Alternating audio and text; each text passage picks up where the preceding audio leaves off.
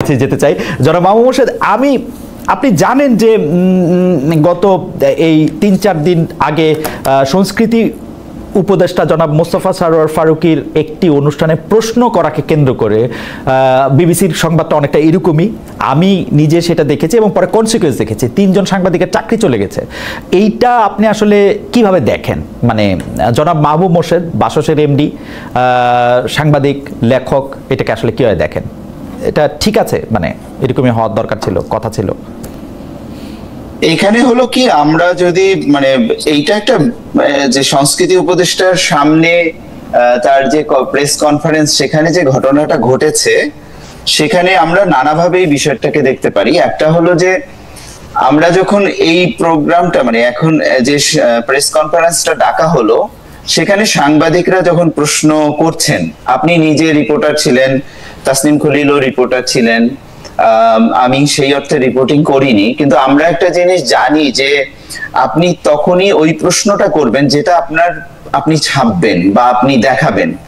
এখন আমরা যখন দেখি যে সাংবাদিকরা প্রশ্ন করছেন, কিন্তু এইটা তার পত্রিকা বা তার টিভি বা তার মিডিয়ার যে পলিসি সেটার সঙ্গে যাচ্ছে কিনা, তিনি অযথাই প্রশ্ন করছেন কিনা, বা প্রশ্নটার তার নিউজ ভ্যালুটা কোথায়, এটা কিন্তু একটা দিক এরকম আমরা বলতে পারি যে আসলে সাংবাদিক একজন উপদেষ্টার সঙ্গে যখন কিছু জরুরি বিষয়ে, কিছু মানে গুরুত্বপূর্ণ বিষয়ে যখন বাহাসে লিপ্ত হন, যখন তারা পরস্পরের সঙ্গে দ্বিমত করতে থাকেন, তখন আসলে কি সাংবাদিক এইটা নিউজ করার জন্য করছেন নাকি নিজের মতটা প্রতিষ্ঠিত করার জন্য করছেন, এটা আরেকটা দিক।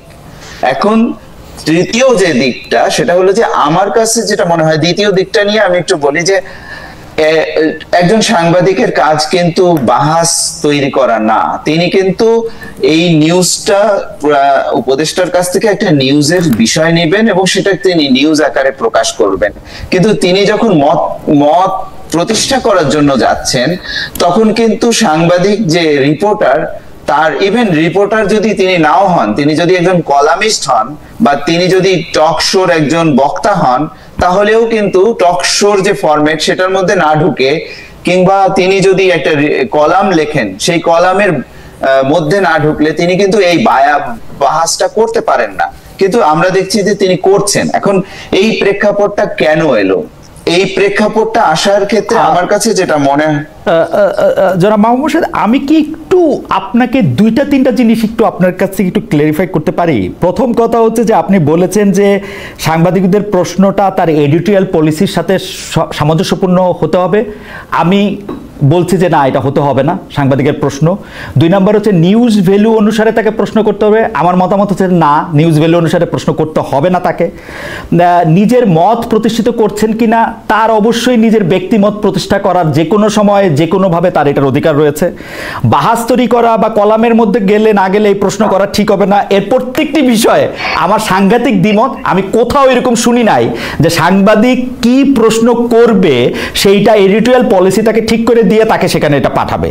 কি ছাপবে, কি প্রকাশ করবে, সেটা আলাদা কথা, কিন্তু আলাদা গল্প। কিন্তু আপনি একটা সাংবাদিককে যদি একটা গাইড বই দিয়ে জনাব মোর্শেদ কোথাও পাঠান, আমি এটা শুনি নাই, আমি এটা কখনো শুনি নাই, কোনো টেক্সট বুকে দেখি নাই, কোথাও কোনো নিয়ম নীতি। আমি নিজেকে একজন এথিক্যাল জার্নালিস্ট মনে করি, আমি সবগুলি এথিক্স আমি আপ টু ডেট থাকতে চেষ্টা করি, আমি এরকম কখনো দেখি নাই জনাব মোর্শেদ। I am sorry. আচ্ছা খালেদ ভাই, আপনাকে একটা আমি প্রশ্ন করি উল্টো, যে আসলে কি আমরা যখন একটা প্রেস কনফারেন্স হয়, আসলে কি আপনাকে একটা প্রশ্ন করি যে কোনো মিডিয়ারই কি কোনো এডিটোরিয়াল পলিসি থাকে না? তার সাংবাদিকের কি কোনো মান্য কোনো আচার আচরণ থাকে না? আমি আপনাকে প্রশ্নটার উত্তরটা দেই, যদি আপনি আমার থেকে উত্তরটা চান। প্রথম কথা হচ্ছে, অবশ্যই প্রতিটা মিডিয়া হাউসের নিজস্ব পলিসি থাকে, নিজস্ব হাউস রুল থাকে, এবং তারা তাদের পাঠকের কাছে, দর্শকের কাছে দায়বদ্ধ হিসাবে পাবলিক ইন্টারেস্টকে কর্নারস্টোন ধরে তারা অবশ্যই এটার মধ্যে নিউজ করে। কিন্তু একটা রিপোর্টারকে যখন কোথাও পাঠানো হয়, সেই রিপোর্টারকে তার এডিটোরিয়াল পলিসি অনুসারে প্রশ্ন করতে হবে, এবং সেই এডিটোরিয়াল পলিসিটা হচ্ছে ঠিক এরকম যে এই প্রশ্ন মোস্তফা সরোয়ার ফারুকীকে করা যাবে না, এইটা দেওয়া অ্যাবসার্ড, ইম্পসিবল। আচ্ছা খালেদ ভাই, আমি আরেকটা প্রশ্ন করি আপনাকে, সেটা হলো যে মোস্তফা সরোয়ার ফারুকী যে প্রেস কনফারেন্সটি করছিলেন সেটার উদ্দেশ্যটা কি ছিল, আপনি তো দেখেছেন। আমি আমি আমি আমি আমি মাহবুব মুর্শিদ ভাই, আমি আসলে আপনাকে শুনতে এসেছি, দর্শকরা আপনাকেই শুনতে চায়, আমাকে না। কিন্তু তারপর আমি বলি, প্রেস কনফারেন্সের উদ্দেশ্য যাই হোক, আমি একটা বাংলাদেশের কোনো একটা গুরুত্বপূর্ণ চেয়ারে প্রতিষ্ঠিত কাউকে আমি যে কোনো জায়গায় পাই, উনি যদি আমাকে অন রেকর্ড আমার ক্যামেরা খুলতে আমার সামনে অনুমতি দেন, আমি তাকে যে কোনো সময় যে কোনো অবস্থায় যে কোনো প্রশ্ন করতে পারি। এটা হচ্ছে আমার আন্ডারস্ট্যান্ডিং অ্যাবাউট জার্নালিজম। খালেদ ভাই, আমি যদি আপনাকে প্রশ্ন করি, এই প্রশ্নটার একটা, এই প্রেস কনফারেন্সের তো একটা পারপাস ছিল। আপনি ধরেন আমাদের যেটা মানে একটা কাস্টম থাকে যে আমি যে কারণে আপনার বাসায় রাতে গিয়েছি, আমাকে আপনি রাতের খাবার সেখানে খেতে ডেকেছেন, আমি কি আপনাকে ওখানে অন্য কিছু আরেকটা আপনার যেটা প্রসঙ্গ না, আপনার যেটা প্রস্তুতি নেই, সেরকম একটা দাবি করতে পারি? বা ধরেন আমি উদাহরণ দেই, ধরেন প্রফেসর ডক্টর মোহাম্মদ ইউনূস কাতার ঘুরে এসেছেন এবং তিনি সংবাদ সম্মেলনটা করছেন যে কাতারে তার সফর নিয়ে আমি অবশ্যই তারে প্রশ্ন করতে পারি রোহিঙ্গাদের করিডোর কেন দিলেন। এই প্রস্তুতিটা থাকতে হবে উনার, দ্যাটস ওয়াই উনি ডক্টর মোহাম্মদ ইউনূস এবং এখন সরকার প্রধান হিসেবে বসছেন। সংস্কৃতি উপদেষ্টার এই এবং আপনি খেয়াল করে দেখবেন, আমি জনাব মোস্তফা সরোয়ার ফারুকীকে অনেক বাহবা দেই, তিনি কিন্তু ওই প্রশ্ন উদ্দেশ্য বিদেহ যাই থাকুক না কেন মারাত্মক ভালো সামলেছেন, তিনি ভালো পারফরমেন্স করেছেন, তিনি ভালোভাবে এটা করেছেন। আমি কিন্তু তাকে বড় ভালো পয়েন্ট দিব যে তিনি সাংবাদিকদের ভালো সামলেছেন এবং উপযুক্ত উত্তরও দিয়েছেন।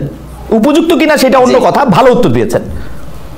আচ্ছা, ভালো উত্তর দিয়েছেন, ঠিক আছে, কিন্তু আপনার কি মনে হয় যে উনি কিন্তু ওই প্রেস কনফারেন্সের ডিটেইলটা যদি আপনি পড়েন, ওখানে কিন্তু উনি বলছেন যে প্রেস কনফারেন্স কেন ডাকলাম, আপনারা এটাকে কোন দিকে নিয়ে না, এটা আমি উনার থেকে একটু সাংবাদিকতা উনি জানবেন এটা আমি আশা করি না। উনি প্রেস কনফারেন্স যে কারণেই ডাকুক, আমি ওনাকে যে কোনো প্রশ্ন করতে পারি। মোর্শেদ ভাই, আপনি এটা চেক করে দেখতে পারেন। এইটা সারা পৃথিবীর সাংবাদিকরা যে কোনো সময় যে কোনো জায়গায় যে কোনো লোককে পাবে। উনি যদি অফ দ্য রেকর্ডের শিলটা না নেন, তাহলে উনি এই প্রশ্ন তাকে করতে পারবেন। আচ্ছা খালেদ ভাই, আপনি তো অনেক জি সাউন্ড মনে হয় চলে গেছে। আচ্ছা, আমি একটু প্রশ্ন করি আপনাকে, সেটা হলো আপনি তো অনেক দিন ধরে সাংবাদিকতা করছেন এবং অনেক বড় বড় জায়গায় আপনি সাংবাদিকতা করেছেন। যে কোনো জায়গায় যে কোনো পরিস্থিতিতে যে কাউকে যে কোনো প্রশ্ন করা যায়, এই বিষয়ে কিছু উদ্ধৃতি আপনি কি আমাদের দিতে পারেন? না, আমি মুখস্থ উদ্ধৃতি দিতে পারবো না, কিন্তু আমার কাছে আমি আপনাকে নিশ্চয়তা দিয়ে বলতেছি, মাহবুব মুর্শিদ ভাই, আমি উদ্ধৃতি মুখস্থ করে আসি না, আমি আপনাকে নিশ্চয়তা দিয়ে বলতেছি। আপনি আমাকে বলছেন তো আমি অনেক জায়গায় বড় ছোট আমি মানি না। আচ্ছা মাহবুব, আমি যদি আপনাকে একটা প্রশ্ন করি, আপনি তো বাসসের সম্পাদক, প্রধান সম্পাদক, বাসসে কি আপনাদের এমন কোনো নীতি আছে যেখানে আপনারা আপনাদের সাংবাদিকদেরকে গাইডেন্স দিয়ে রাখেন যে এই প্রশ্নগুলো করা যাবে না? না, আসলে কি মানে আমি যেটা আর্গুমেন্টের যে জায়গাটায় আসতে, না আমি আর্গুমেন্টে যাচ্ছি না, আমি জাস্ট একটা factual information, you as the chief editor of Bangladesh Sangbad Sangstha বা ম্যানেজিং এডিটর, রাইট? আমি জানতে চাচ্ছি যে বাংলাদেশ সংবাদ সংস্থার সাংবাদিকরা কোন প্রশ্নগুলা করতে পারবে না, এমন কোন নীতি কথা কি আপনারা লিখিত কোথাও রেখেছেন কি? না, এরকম নীতিমালা নাই। আপনাদের নিজেদের কোনো রিটেন পলিসি নাই যে আপনাদের সাংবাদিকরা এই প্রশ্ন করতে পারবে না? না, এরকম নাই। আচ্ছা, তাহলে আমরা আসলে এতক্ষণ ধরে কি তর্কটা করতেছি? আমরা তো এরকম কোনো নীতিমালা চাই না। আচ্ছা, আমার কাছে মনে আমি একটু মাঝখান থেকে বলি, আমাদের দর্শকদের মধ্যে অনেকে বলতে আমি বলতেছি, কিছু লোক আমাকে প্রশ্ন করতেছে যে ভাই আপনি 17 বছর কোথায় ছিলেন, কারে কোন দিন কোন প্রশ্ন করছেন, ভাই একটু কষ্ট করে দেখে নেন আমি কোন দিন কারে কি প্রশ্ন করছি, আগে একটু দেখেন তাইলে আবার একটু বললেন। আর আরেকজন বলতেছেন যে 3টা প্রশ্ন ছিল, 3টাই ছিল উদ্দেশ্যমূলক। আমি বলতে চাই যে হ্যাঁ, 3টাই উদ্দেশ্যমূলক প্রশ্ন ছিল, কিন্তু উদ্দেশ্যমূলক প্রশ্ন করার অধিকারও সাংবাদিকের আছে এবং এই প্রশ্ন করা কোনো ক্রাইম না। তবে যারা মাহবুব মুর্শিদ, আপনি যদি একটু সময় দেন আমি 1টা মিনিট আবার একটু তাসিম থেকে ঘুরে আসি। তাসিম, আমার কাছে কিন্তু মনে হচ্ছে এখানে সরকারের যত না দায়, তার চেয়ে অনেক বেশি দায় আমাদের এই দুর্বল এবং খুবই নতজানু এই প্রতিষ্ঠানগুলার, যে প্রতিষ্ঠানগুলি তার সাংবাদিকদের ব্যাক করে না। একটা প্রশ্ন করার জন্য একটা কি জানি ওই প্রতিষ্ঠানটার নাম জানি কি, জুলাই জুলাই রেভলিউশনারি ওরকম একটা সংস্থা তাকে বলছে যে মার্চ করবে, ওর একটা লাইনে ও 3টা লোকের চাকরি খেয়ে ফেলছে, 3টা প্রতিষ্ঠান। এইটা নিয়ে যদি আপনি একটু দেখেন যে সারা দুনিয়াতে এরকম কখনো হয়, মানে একটা প্রশ্ন করে আসছে তারে ব্যাক না করে তারে স্যাক করে দেয়। আমি তো সরকারের দায়ের চেয়ে বেশি ওদের না, আমি অবশ্যই আমি আপনাকে বলতে পারি যে আমার যে প্রতিষ্ঠান নেত্র নিউজ, সেখানে তো আমরা তো বরং যখন আমাদের সাংবাদিকরা রিপোর্ট, আমাদের এখন ঢাকাতে একটা ব্যুরো অফিস আছে, আমরা মাত্র শুরু করেছি, এবং আমাদের রিপোর্টাররা বিভিন্ন সরকারি বিভিন্ন ইয়েতে জানো এই যে কি বলে প্রেস কনফারেন্স গুলোতে ওনারা অংশগ্রহণ করেন, হ্যাঁ, এবং প্রশ্নও করেন, এবং আমাদের কোনো ধরনের বাধা ধরা সেখানে দেয়া নাই যে এই প্রশ্ন করা যাবে না, বরং এটা বলা আছে যে তুমি প্রশ্ন করবা, তোমার যদি এর পরে কোনো ধরনের সমস্যা হয়, কেউ তোমাকে বুলি করতে চায় বা কেউ তোমাকে ভয় দেখায়, দেন ইমিডিয়েটলি ইনফর্ম ইউর অফিস। আমাকে এটা একটা জিনিস বলে নিতে হবে যে নেত্র নিউজের ক্ষেত্রে কোনো ধরনের চাপ, কোনো ধরনের হুমকি কোনো দিক থেকে আমরা এখন পাই না, যেটা একসময় ছিল। মানে হাসিনা শাহীর আমলে আপনারা জানেন আমাদের কি অবস্থা ছিল। বরং বর্তমান সরকারের পক্ষ থেকে মানে সঠিক কি বলে আপনার প্রপার ওয়েতে আমরা যদি ওনাদের কাছে কিছু চাই, ফর এক্সাম্পল একটা ইন্টারভিউ চাই বা একটা কমেন্ট চাই, ওনারা যথেষ্ট চেষ্টা করেন। আবার অনেক সময় হয় যে ওনাদের জন্য অনেক বিব্রতকর হয় একটা প্রশ্ন উত্তর দেওয়া। আমি পুরো ডিটেলসে যাচ্ছি না, আমি কয়েকদিন আগে আমার একজন রিপোর্টারকে পাঠালাম, অত্যন্ত প্রভাবশালী সরকারের একজন কর্মকর্তা, আমি সঙ্গত কারণে নাম বলছি না, আমি আমার রিপোর্টারকে পাঠালাম যে তুমি ওইখানে যাবা এবং ভাইকে এই জায়গায় দাঁড়ায় থাকবা, এবং উনি যদি তোমার প্রশ্ন যতক্ষণ উত্তর দিবে না ততক্ষণ তুমি নড়বা নই। পরে সে আমাকে বললো যে উনি মানে বলতে গেলে উনি বলছে যে না আমি এটা নিয়ে কমেন্ট করবো না বলে উনি প্রায় দৌড়ায় চলে গেছে। হ্যাঁ, কিন্তু I am not going to penalise my reporter for doing his job. হ্যাঁ, যার সাথে এই ঘটনাটা ঘটছে ওনার সাথে আমার অসম্ভব ভালো ব্যক্তিগত, মানে আমি ঢাকায় গেলে ওনার সাথে মানে রাত জেগে আড্ডা দিই এরকম, কিন্তু আমি কিন্তু এই জিনিসটা কখনোই আমার রিপোর্টারকে বলবো না যে তুমি প্রশ্ন করতে পারবা না। তো আপনি খুব ভালো একটা জায়গায় এখানে হাত দিলেন। এবং মাহবুবের ব্যাপারে আমি একটু মন খারাপ হলো যে মাহবুব মোর্শেদ কিন্তু মানে যেভাবে জিনিসটাকে ডিফেন্ড করার চেষ্টা করেছেন, মনে হচ্ছে যে মানে সরকার হয়তো কোনো একভাবে বা সরকারি যেহেতু মানে বাংলাদেশ সংবাদ সংস্থা এখনো রাষ্ট্রীয় সংবাদ সংস্থা, হয়তো সরকার চেষ্টা করতেছে বলার যে সব প্রশ্ন করা যায় না।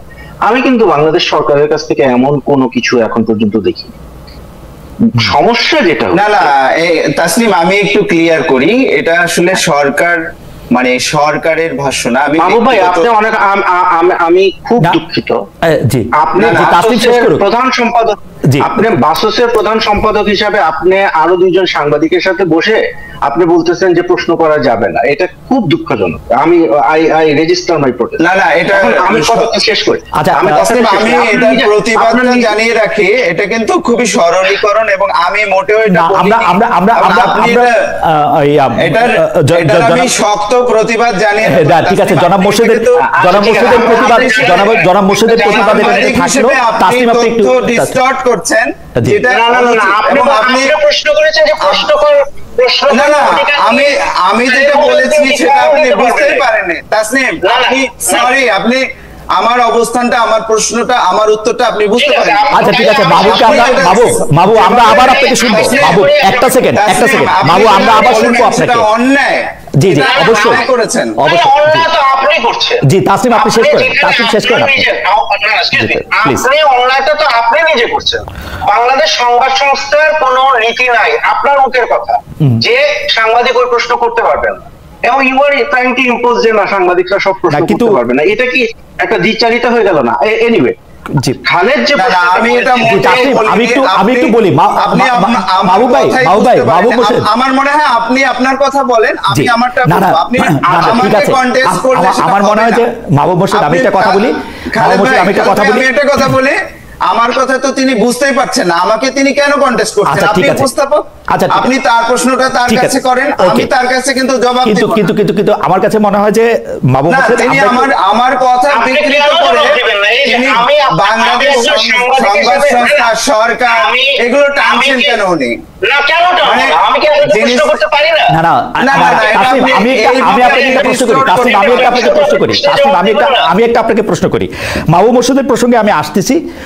যারা মাহবুব মোর্শেদ, আমরা কিন্তু এখানে আলোচনা করতেছি, আমরা কন্টেস্ট করতেছি না। তাসনিম যেমন আপনাকে না বুঝতে পারে, আমিও কিন্তু আপনাকে আমার কথাকে উনি বাংলাদেশ সংবাদ সংস্থা, বাংলাদেশ সরকার এগুলোর সঙ্গে রিলেট যেভাবে করছেন, এটা খুবই অন্যায়। একজন সাংবাদিক হিসেবে উনি এটা করতে পারেন না।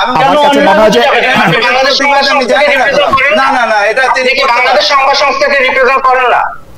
আমি এখানে কিন্তু আমি একজন সাংবাদিক, আমি একজন বিশ্লেষক, আমি একজন লেখক। আমার মনে হয় এরকম করলে আলোচনাটা আসলে আগাবে না। আমি তো বলি সবাই আমরা তিনজনই যদি তাসনিম, আমি একটু বলি, মাহবুব মোর্শেদ এগুলি বলবেন। আপনি শুধু আমাকে এই জিনিসটার দিকে একটু যদি আপনি এটা করতেন। মাহবুব মোর্শেদের ব্যাপারটা হচ্ছে যে মাহবুব মোর্শেদ বাসসের প্রধান সম্পাদক হিসাবে মাহবুব মোর্শেদের একটা নিজস্ব অবস্থান থাকতে পারে। এখন ঘটনা হচ্ছে যে আপনি তাকে যতটুকু উদ্ধৃত করেছেন, আমি তাকে যতটুকু বুঝেছি, এই ব্যাপারটা যদি বোঝা ঠিক না হয়, মাহবুব মোর্শেদ নিশ্চয়ই আমাদেরকে ক্লিয়ার করবেন পরে। কিন্তু তাতে আমি প্রশ্নটাতে একটু ফিরে আসি যে তাতে বাংলাদেশের সংবাদ মাধ্যমগুলি, মানে গণমাধ্যমগুলি কেন এইরকম ভাবে নত জানো? আমরা কিন্তু হাসিনার সময়, শেখ হাসিনা বলতে আবার ওনারা আমাকে অনুরোধ করছে, যাই হোক, এই এক অদ্ভুত ব্যাপার। এই শেখ হাসিনার সময় আমরা এইটাই ফিল করতেছিলাম। তাসনিম, আপনি যেরকম এটা খারাপভাবে ফিল করছেন, যেটা মাহবুব মোর্শেদ ফিল করছে, যেটা আমি ফিল করছি, যে আমরা আসলে কথা বলতে পারছি না, প্রশ্ন করতে পারছি না। এখন কেউ আমাদের দর্শকরা যে বলতেছেন যে তার প্রশ্ন করার উদ্দেশ্য খারাপ ছিল, তো হাসিনা তো পুরাটা সংবাদ মাধ্যমে গিলা খাইয়াও তার উদ্দেশ্যে সফল হতে পারে না। একটা দুটা সাংবাদিকে প্রশ্ন করলে এই পুরাটা পুরাটা প্রতিষ্ঠান কেন কাইপা ওঠে? ওদের দুর্বলতাটা কোন জায়গায়, এটা যদি একটু বলতেন। যে মানে ওদেরকে কি সরকার ভয় দেখায়? না, প্রথম কথা হলো যে আমি মনে করি না যে বর্তমান সরকার থেকে এই ধরনের কোনো পদক্ষেপ নেওয়া হয় যে সাংবাদিকদেরকে ভয় দেখানো হবে। এটা সরকারের নীতি বলে আমার কাছে মনে হয় না। এবং আমি প্রথমে শুরুই করছি যে আমার নিজের প্রতিষ্ঠানে আমি কোনো ধরনের হুমকি, ভয়ভীতি, চাপ কোনো কিছু আমাকে ফেস করতে হয় না, আমার রিপোর্টারদেরকে ফেস করতে হয়। কিন্তু বর্তমানে আমি যেটা দেখতেছি, এবং even if you go back to the press conference you are talking about, যে মানুষটাকে প্রশ্ন করা হলো, যে মানুষটাকে প্রশ্ন করা হলো, মানে ফারুকী সাহেবকে প্রশ্ন করা হলো। ইনফ্যাক্ট আমি যখন ঢাকায় ছিলাম, ফারুকী সাহেব নিজে আমাকে এবং আমার টিমকে গণভবন ঘুরিয়ে দেখিয়েছেন, এবং তার সাথে সাংবাদিকদের কি ধরনের সুসম্পর্ক এটা মোটামুটি মানে জানা কথা, রাইট? এবং তিনি কিন্তু অফেন্ডেডও হন নাই, তিনি কিন্তু বলেনও নাই যে আমাকে এই প্রশ্নটা করা যাবে, রাইট? জিনিসটা কি হয়েছে? জিনিসটা হয়েছে যে এখানে সরকারের বাইরে একটা মব ফর্ম করতেছে, এবং সেই মব বলতেছে যে এই তিন সাংবাদিক এরা দালাল টালাল এগুলা প্রশ্ন করতে পারবে না, বা whatever they come up with their own theories. এবং তারপরে সেটার প্রেক্ষিতে ওই সংবাদ সংস্থা যেটা আছে সেটা তাদের চাকরি নষ্ট করে ফেলতেছে। এখন আমরা যখন সংবাদ মাধ্যমের বা সাংবাদিকতার স্বাধীনতার কথা বলি, এটা কিন্তু আমাদেরকে মনে রাখতে হবে যে আমরা শুধুমাত্র এটা সরকারের এগেইনস্টে এই রাইটটা দাবি করি না, আমরা প্রতিষ্ঠানের এগেইনস্টে এই রাইটটা দাবি করি। মানে নেত্র নিউজের একজন সাংবাদিকের সাংবাদিকতা করার অধিকার সর্বপ্রথম আপহোল্ড করতে হবে নেত্র নিউজকে। এরপরে আমি সুইডিশ সরকারের কাছে যাই, বা এরপরে আমি বাংলাদেশ সরকারের কাছে যাই। সরকারের কাছে আমি যাব পরে, আগে আমি আমার নিজের প্রতিষ্ঠানের যে নীতিটা আছে সেটা আমাকে আগে ঠিক করতে হবে। তো এখানে আপনি যদি দেখেন যে যাদেরকে চাকরিচ্যুত করা হয়েছে তাদের যে টার্মিনেশন লেটার গুলো এসেছে, একটা ইন্টারেস্টিং জিনিস খেয়াল করে দেখবেন, কোথাও কিন্তু বলা হয় নাই যে নীতিমালার অমুক ধারাটা আপনি ভঙ্গ করেছেন। দেখেছেন এটা? মানে নাই কিনা? নাই। এবং বাংলাদেশে আমি যেটা শুনছি, এবং মাহবুব ভাইকে কিন্তু আমি এই প্রশ্নটা এই কারণে করছিলাম, ওনাকে খোঁচানোর জন্য না, বা উনি খুব রেগে গেছে যে আমি ওনার সাথে কন্টেস্ট করে অন্যায় করে ফেলছি, it shows a sort of intolerance. আমার জানার একেবারে একাডেমিক একটা আগ্রহ ছিল যে বাসসের মতো একটা সংবাদ সংস্থার নীতিমালা এখানে কি বলে। আমার কাছে মনে হয় যে জনাব খলিল, আমরা আসলে বিবিসি's প্রডিউসার্স গাইডলাইন বলে একটা জিনিস আমরা দেখি, এপির এরকম একটা নোটবুক আছে। আমি যতদূর জানি যে প্রথম আলো তাদের সাংবাদিকদেরকে দেখানোর জন্য, মানে আমি যখন প্রথম আলোতে কাজ করতাম তখন থেকে এটা কাজ শুরু করেছিল, তারপরে এটা অনেক আগে গেছে, তারাও একটা এরকম একটা হ্যান্ডবুক বা নোটবুক বানাইছে, কিন্তু এটা নিয়ে প্রশ্ন করে কি আছে সেটা আমি এখনো জানি না। তবে আমি একটু জনাব মাহবুব মোর্শেদের কাছে যাই। জনাব মাহবুব মোর্শেদ, আপনি পার্সোনালি নিবেন না, আমি শুধু আপনার ফেসবুক যে লাইভে আপনি যা লিখছেন তা থেকে আমি আপনাকে একটু উদ্ধৃত করি। আপনি সেখানে মধ্যে লিখছেন যে সংস্কৃতি উপদেষ্টা সাংবাদিক সম্মেলন আমি লাইভ দেখেছি, সাংবাদিক হিসেবে আমি বুঝেছি এখানে উপস্থিত কয়েকজন সাংবাদিক সলা পরামর্শ করে মব করতে গিয়েছে, তারা মোস্তফা সরোয়ার ফারুকীকে নানা প্রশ্ন করে ক্যামেরার সামনে কাবু করতে চেয়েছিলেন। আমি শুধু এই কথাটা বলতে চাই যে আপনার কাছে কি মনে হয় যে তারা মব করতে সেখানে গিয়েছিলেন, মানে আপনি যা লিখেছেন সেইটা আপনি মনে করেন কিনা? আরেকটা ফেসবুক ইয়েতে বলেছেন যে আপনি আরেকটা ফেসবুক পোস্টে বলেছেন ওই ঘটনার পরপরই যে শেখ হাসিনা মাফিয়াতন্ত্রের তল্পিবাহক ও সক্রিয় সহযোগী সাংবাদিকরা মুখ খুলতে শুরু করেছেন। এটার মাফ করবেন, এটা আর বিস্ময়কর সংবাদ নয়। আমার কথা হচ্ছে, আমি আপনার এই 3 লাইনের সাথে ওই 3 লাইনের সাথে একমত পোষণ করেও আমি বলতে চাই, যদি করেও তাতে কি অসুবিধা? শেখ হাসিনা তার পুরো মিডিয়া ইন্ডাস্ট্রিজে গিলা খায়া পকেটে রাইখাও কিন্তু এইটা মুখ বন্ধ করতে পারে না। আমরা এটা প্রতিবাদ করছি। 3 জন সাংবাদিক যদি মনে করে যে তারা শেখ হাসিনার সমর্থক বা তারা এটা করতে পারবে, লেট ইট বি। জনগণ কোনটা পাইছা নেয়, কোনটা পাইছা নেয় না, সেটা তো আমরা তাদের দেখতে দিতে পারতে হবে। এইটার মধ্যে মানে আপনার অবস্থানটা আমরা একটু শুনতে চাই, জানতে চাই, এবং দর্শকদের একটু বলে দিতে চাই যারা মাহবুব মোর্শেদকে চেনেন, জানেন, তারা জানেন। আমরাও মনে করি, তাসনিম কি মনে করেন আমি জানি না, আমি মনে করি না যে বাসসের এমডি মাহবুব মোর্শেদের একমাত্র পরিচয়। আমি মনে করি মাহবুব মোর্শেদ একজন অধিকারের চ্যাম্পিয়ন, মাহবুব মোর্শেদ একজন মানুষের কথা বলার, মানুষের অধিকারের কথা তিনি বলে আসছেন গত অনেক বছর ধরে, এবং এর জন্য তাকে অনেক হেনস্থাও হইতে হয়েছে। আমি যদি বলি যে 2-1 বার তাকে পেশাগত জায়গা ছেড়ে যেতে হয়েছে এই কারণেও। সেই জায়গা থেকে আমাদের একটা প্রশ্ন, যারা মাহবুব মোর্শেদ প্রশ্ন করলে কি অসুবিধা? আমরা তাদের চিনলাম। আচ্ছা খালেদ ভাই, আপনাকে অনেক ধন্যবাদ। এখানে আমি যেটা তাসনিমের ক্ষেত্রে যেটা বলেছি, তাসনিমের সঙ্গে যেটা আমি দ্বিমত পোষণ করেছি, সেই জায়গাটা হলো যে আমি মানে তাসনিম কোন জায়গায় আসছেন যে আমি বাংলাদেশ সংবাদ সংস্থার প্রধান সম্পাদক এবং এমডি, সেই জায়গাটা ধরে এবং সরকারের অবস্থান কি না, এটা আমি মনে করি যে জিনিসটা হলো কি, আপনি যখন একজন বক্তাকে এই জায়গায় নিয়ে আসবেন তখন কিন্তু এটা তার একটা সীমাবদ্ধ অবস্থান তৈরি করে। আমি এখানে আর একজন ফ্রি জার্নালিস্ট না বা ফ্রি একজন সাহিত্যিক বা বিশ্লেষক কিন্তু আর থাকতে পারি না। তাসনিম বলছেন যে সরকারের অবস্থানটা তিনি আগেই জানেন, আমি যা বলছি সেটা কি সরকারের অবস্থান কি না, মানে তিনি আমাকে কিন্তু জিনিসটা যেটা করছেন, উনি একটা অবৈধ প্রশ্ন এখানে উত্থাপন করছেন যে আমি এখানে তাহলে একটা নির্ধারণ করে দিতে হবে আপনাকে, আমি এখানে মাহবুব মোর্শেদ হিসেবে কথা বলছি নাকি বাসসের এমডি হিসেবে কথা বলছি না সরকারের একজন প্রতিনিধি হিসেবে কথা বলছি। আমি একটু মাঝখান থেকে বলি, মাহবুব মোর্শেদ ভাই, আপনি চাইলেও এখন শুধু মাহবুব মোর্শেদ হিসেবে কথা বলতে পারবেন না, আপনি বাসসের এমডি, আপনাকে থাকতেই হবে। অবশ্যই আপনি আমাকে ওই অবস্থানে ঠেলে দিতে পারেন, জি, কিন্তু আমি যখন আমার ব্যক্তিগত মতামত দিচ্ছি বা বিশ্লেষণ করছি, আমি কোনো মতামত দেইনি, আমি পাল্টা প্রশ্ন করেছি আপনাকে কয়েকটা, আমি কিন্তু নিজের মতামত এই আগের সেশনে দেইনি। কিন্তু তাসলিম অবৈধভাবে আমাকে টেনেছেন ওইদিকে, তিনি সরকারের অবস্থান জানেন, জেনে আমাকে কিন্তু ওই অবস্থানটা উনি কনফার্ম করতে বলছেন যে সরকার তো প্রশ্ন করার ক্ষেত্রে বাধা দিচ্ছে না, আপনি কেন প্রশ্ন করাকে প্রশ্ন করছেন। মানে তাসনিম কিন্তু এখানে একটা অবৈধ একটা প্রশ্ন, এই বিষয়টাকে অ্যানালজি টানতে চেষ্টা করেছেন, যেটার তীব্র প্রতিবাদ আমি জানিয়ে রাখলাম। দ্বিতীয় যে প্রশ্নটা, সেটা হলো যে আপনি যে আমার 2 স্ট্যাটাসের উদ্ধৃতি দিয়েছেন, এখন আপনি প্রশ্ন করতে পারেন বা তাসনিম প্রশ্ন করতে পারে এটা কি সরকারের অবস্থান? না, এটা সরকারের অবস্থান না। আমি ব্যক্তিগত আমার যে ফেসবুকে সেখানে আমি মত প্রকাশ করেছি, কিন্তু আমি এটা ডেলিবারেটলি মনে করি যে শেখ হাসিনা বাংলাদেশে যে মিডিয়া ব্যবস্থা গড়ে তুলেছিল, যে ফ্যাসিস্ট রেজিম যে মিডিয়া ব্যবস্থার সমর্থনে কায়েম করেছিল, সেই মিডিয়া ব্যবস্থা এখনো অব্যাহত আছে এবং তারা এই ফ্যাসিস্ট রেজিমের পক্ষেই সম্মতি উৎপাদন করে চলেছে। এবং তার পক্ষে নিউজ এবং মতামত উৎপাদন করে চলেছে এবং এইটার কোনো পরিবর্তন। আমি একটা কথা বলি, আপনি আপনি আপনি কিন্তু বিষয়টাকে অনেক বড় একটা মাঠে নিয়ে চলে গেছেন, কিন্তু আমার তারপরেও প্রশ্ন, যদি তাও হয় যে ফেসিস্ট একটা সম্মতি উৎপাদন করতে তারা চাইতেছেন, এটা আপনি বাধা দিয়ে ঠেকাবেন, মানে আপনি আইন করবেন যে না এটা করা যাবে না? খালেদ ভাই, বড় মাঠে নিয়ে যাওয়া কি মানা আছে? না না, মানা নাই, মানা নাই। আমি প্রশংসা করেই বললাম মানা নাই।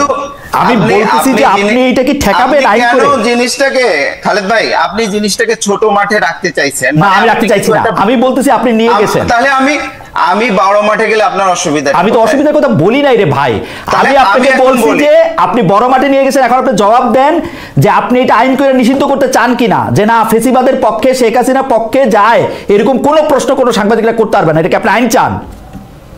দেখেন খালেদ ভাই, এখানে কিন্তু অসংখ্য মানুষ শহীদ হয়েছেন, অসংখ্য মানুষ আহত হয়েছেন, এবং সেই জিনিসটা আমি স্পেসিফিক আপনার প্রশ্নের উত্তর আমি দিব, অসংখ্য মানুষ শহীদ হয়েছেন, অসংখ্য মানুষ আহত হয়েছেন। এখানে একটা 15.5 বছরের একটা রেজিম অতিক্রম করে আমরা এসেছি, এবং আমাদের কিন্তু কথা বলার কোনো স্বাধীনতা ছিল না, আমাদের মানবাধিকার ছিল না। আপনারা সবাই এটার ভিকটিম, অনেকেই ভিকটিম, আপনাদের বাইরেও অনেকে ভিকটিম। আপনি এখন কি 5 আগস্টের পরে এখনো বিচার প্রক্রিয়াটা শেষ হলো না, আপনি হলো আওয়ামী লীগের ব্যাপারে কোনো সিদ্ধান্ত গ্রহণ করতে পারলেন না। আওয়ামী লীগ নিজে, আওয়ামী লীগের মধ্যে কোনো অনুশোচনা বোধ, কোনো দুঃখ বোধ কিচ্ছু নাই। আপনি হলো এখন আওয়ামী লীগের যে যারা আওয়ামী লীগের পক্ষে সেই কাজগুলো করতো, সাংবাদিকতা করতো, নানান ধরনের প্রক্রিয়ার সঙ্গে জড়িত ছিল, তাকে আপনি ছেড়ে দিলেন। সমাজটা কি আমি ছেড়ে দিব? ছেড়ে দিব মাহবুব ভাই, আমি ছেড়ে দিব। আপনি এখন আমার জবাব দেন, আপনি তাদের ছেড়ে না দেওয়ার আইন চান কিনা? আমি তাদের ছেড়ে দিব। আপনি তাদের ছেড়ে না দেওয়ার আইন দেওয়ার চান কিনা? সাংবাদিকদের আমি ছেড়ে দিব। সাংবাদিকরা যদি ক্রাইম না করে আমি সাংবাদিকতা নিয়ে কোনো প্রশ্ন তুলব না। সাংবাদিকরা যদি ক্রাইমের সাথে যে জড়িত তাকে আটকাবো। সাংবাদিকের বিরুদ্ধে হত্যা মামলার পক্ষে আমি না। খালেদ ভাই, একটা ফ্যাসিস্ট রেজিমের পক্ষে দাঁড়ানো, একটা হত্যাকারীর পক্ষে দাঁড়ানো, এর চেয়ে বড় অপরাধ আর কি হতে পারে? আপনি তার বিরুদ্ধে মামলা করেন, ফ্যাসিস্টের পক্ষে দাঁড়ায় কি করছে তার বিরুদ্ধে মামলা করেন, কিন্তু সাংবাদিকতা করতে গিয়ে একজন যদি পারবে না। এইটা ভাই আপনি আমারে প্রশ্ন করছেন, আমি জবাব দিছি, আপনি এখন আমার জবাবটা দেন। আমি কইছি আমি ছেড়ে দিব, এটা এই রিস্ক নিয়েই কইছি। এই যে 50 জন অলরেডি আমাকে গালি দেওয়া শুরু করছে যে আমি ফ্যাসিবাদের পক্ষে দাঁড়াই গেছি। সাংবাদিক যদি আপনি উত্তর দেন এখন আমার। শেখ হাসিনা ফ্যাসিস্ট, আপনি এটার আইন চান কিনা বলেন? আমি বাংলাদেশ আইনের প্রতি শ্রদ্ধাশীল, আপনি আইন করেন যে শেখ হাসিনার পক্ষে যায় এরকম কোনো প্রশ্ন কোনো সাংবাদিক করতে পারবে না, আমি এটার পক্ষে আছি, আপনি আইন করেন। খালেদ ভাই আপনি তো আইনের ছাত্র। আমি আইনের ছাত্র না, আমি সাংবাদিকতার ছাত্র। আইন না, এটার বিচার হচ্ছে, এটার বিচার প্রক্রিয়া অব্যাহত আছে এবং এই বিচার প্রক্রিয়াটা চলছে। এর জন্য আইন করতে হবে না, এখানে বিচার করলেই যথেষ্ট। এবং আমরা মনে করি করতে হবে, মানে আপনি কি করতে হবে বলে দেন মাহবুব ভাই, আপনি কি করতে হবে বলে দেন। আমি কালকে আমার রিপোর্টারে যে পাঠামো ফারুকের কাছে, আমি কি প্রশ্ন করতে পারবো না এটা আপনি আমারে বলে দেন। আপনি আমার নির্বাহী আদেশে এটা বলে দেন, আমি এই প্রশ্ন করবো না। তাহলে আর আপনি যদি এখন আমারে কন যে আমি ফারুকের এই প্রশ্ন করবো যে ফারুকি ভাই আপনি এইটা করছেন কি এইটার জন্য, আমার রিপোর্টার এই প্রশ্ন করবো, এর লেগে আমি ফেসিবাদের দোষর হয়ে যাবো, এই রিস্ক নিতে আমি রাজি আছি, আপনি কন আমার ফেসিবাদের দোষর। খালেদ ভাই, আপনি তো বললেন যে পৃথিবীর বিখ্যাত সব সাংবাদিকরা বিভিন্ন বইয়ে বিভিন্ন জায়গায় লিখেছে যে কোনো জায়গায় যে কাউকে যে কোনো পরিস্থিতিতে যে কোনো প্রশ্ন করা যায়। জি মনে করি তো, মনে করি তো। এখন আমি তো এটা মনে করি না, আমি তো মনে করি যে আপনি যখন রাস্তা দিয়ে হাঁটছেন, আপনি যখন একটা প্রাইভেট ইয়েতে আছেন তখন প্রশ্ন করা যায় না। আপনি যখন আমারে বাজেট নিয়ে সংবাদ সম্মেলন ডাকছেন তখন আমি হলো এটা কি অন্য কিছু নিয়ে এটা আপনি মনে করেন, কারণ এটা হচ্ছে সাংবাদিকতা সম্পর্কে আপনার ধারণা। আপনার ধারণাকে আমি সম্মান করি, কিন্তু আমি মনে করি এরকম ধারণা আমি কখনো দেখি নাই। আপনি যখন দেখবেন আপনি আমাকে শিখায়। আমি আপনার একটা কথা বলি ভাই, কেউ যদি আমার সাথে কথা না বলতে পারে সে একটা জিনিস কয় অফ দ্য রেকর্ড। আমি অন রেকর্ড বলতেছি, আপনার উপদেষ্টা পরিষদে এখনো 8 জন উপদেষ্টা আছে যারা আমার সাথে অফ দ্য রেকর্ড এমন অনেক কিছু বলছে যেটা আমি বললে এখন অনেক রকম ঝামেলা হবে, আমি এটা জীবনে বলবো না, অন মাই ডেড বডি। কিন্তু আমি ক্যামেরা খোলার পরে উনি যা বলবে আমি সবকিছু ছাপানোর অধিকার রাখি। হ্যাঁ, আপনি অবশ্যই সবকিছু ছাপানোর ইয়ে করেন। আমি যেটা দেখতে পাচ্ছি সেটা হলো যে আমি যদিও বাসসের এমডি এবং প্রধান সম্পাদক, কিন্তু জিনিসটা হলো যে আপনাদের কথা শুনে যেটা বুঝতে পারছি যে উপদেষ্টাদের সঙ্গে সরকারের নীতি বিষয়ে আপনারা আমার চেয়ে বেশি ওয়াকিবহাল এবং বেশি হলো এটার সাথে এটা কখন বললাম মাহবুব ভাই আমরা? এটা মাহবুব ভাই আমরা কখন বললাম? আমি বললাম যে আপনার উপদেষ্টা পরিষদে অন্তত 8 জন উপদেষ্টা আমার সাথে অফ দ্য রেকর্ড অনেকগুলি কথা বলছে, এটা আমি জীবনে ছাপাবো না। খালেদ ভাই, সেটা তার ব্যক্তিগত কথাও হতে পারে, সরকার নিয়েও তো না হতে পারে। আপনি বললেন 8 জন উপদেষ্টার কথা। এখন বিষয়টা হয়েছে কি, আমার যেটা ধারণা, এটা আমি বলি, সেটা হলো যে ফ্যাসিস্ট রেজিম আমরা অতিক্রম করে এসেছি, যেটাকে পরাজিত করেছি, হ্যাঁ, সেই রেজিমের বিচার করতে হবে, সেই রেজিমের যারা সহযোগী তাদের বিচার করতে হবে, এবং সেই রেজিমকে যারা সেভ করতে চায়, যারা হলো শেখ হাসিনাকে হত্যাকারী মনে করে না, যারা এই 1400 শহীদের যে হত্যাকাণ্ড সেটাকে ছোট করতে চায়, তাদেরও আমরা চাইবো বিচার হোক। এটা আমার একজন, আমি সাংবাদিক হিসেবে বলেন, লেখক হিসেবে বলেন, অ্যাক্টিভিস্ট হিসেবে বলেন, এটা আমার অবস্থা। আচ্ছা, আমি বলি মাহবুব ভাই, সিরিয়াসলি আপনাকে ওই সাংবাদিক যখন ওকে প্রশ্ন করছে যে আমি কি জানি 1400 আপনি কেন এরকম করে বলতেছেন বিচার হওয়ার আগে, আমি প্রশ্নটাকে ভালো প্রশ্ন মনে করি না, আবারও বলি একটু টিকা দিয়া, কিন্তু আপনি মনে করেন যে সে শেখ হাসিনার পক্ষে দাঁড়া গেল, শেখ হাসিনার পক্ষে তার অবস্থান, আপনি যেটা মনে করছেন সেটা সেরকম? আপনি বিডি নিউজে ডিটেইল আছে, বিবিসিতে ডিটেইল আছে, ডিটেইল পড়ছি ভাই। আমরা এরকম অনেক প্রশ্ন, মাহবুব ভাই আমি আপনাকে বলি, আমি এরকম অনেক প্রশ্ন করি যেটার উত্তরটা আমার মনে ডিফারেন্ট। আমার এটা কাজ রে ভাই, আপনি একটা যে কোনো জায়গায় প্রশ্ন করলেই এই প্রশ্নের পক্ষে সে দাঁড়ায় গেলে এটা মনে করা এক ধরনের জুজুর ভয় দেখা। না খালেদ ভাই, আপনি জিনিসটা হয়েছে কি, আপনি হয়তো বাংলাদেশের সংবাদ মাধ্যম বিষয়ে আমার চেয়ে অনেক বেশি জানেন, এবং আপনি ভালো করেই জানেন যে বাংলাদেশের সংবাদ মাধ্যমগুলোতে শীর্ষ 1-2টা পদে কিছু পরিবর্তন হয়েছে, খুবই না পুরা শীর্ষ পদে একটা শীর্ষ পদেও একটা সাবেক লোক আর নাই, যে আছে সে পুতুল, যে 2-1টা জায়গা আছে সে পুতুল, সবগুলি পদে এখন আওয়ামী লীগের যারা সর্বোচ্চ পেয়েও পাওয়া ছিল তাদের কেউ নাই এখন, সত্যি নাই, আমি দায়িত্ব নিয়ে করছি, কেউ নাই।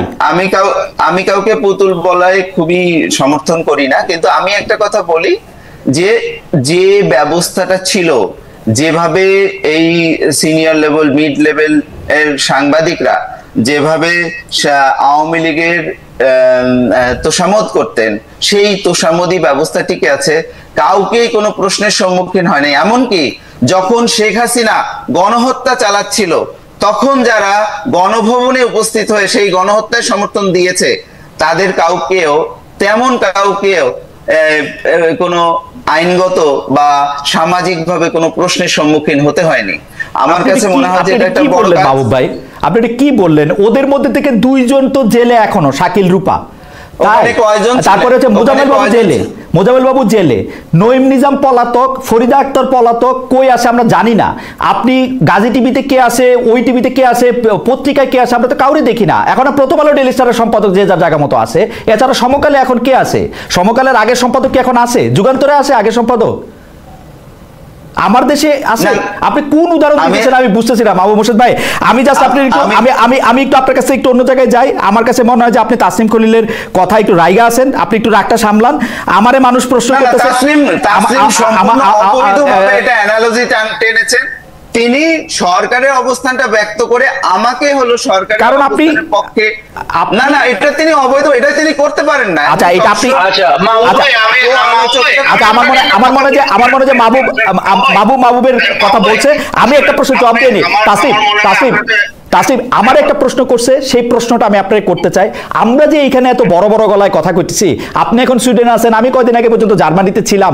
জার্মানির ডয়েচে ওয়েলের ওয়েবসাইটে এখনো মনে হয় আমার রিলেটেড রিপোর্ট বা আমার রিলেটেড কথাই সবচেয়ে বেশি। আমরা কি পারতাম দ্বিতীয় বিশ্বযুদ্ধের পর হিটলারকে সাপোর্ট করে এরকম কোনো প্রশ্ন করতে?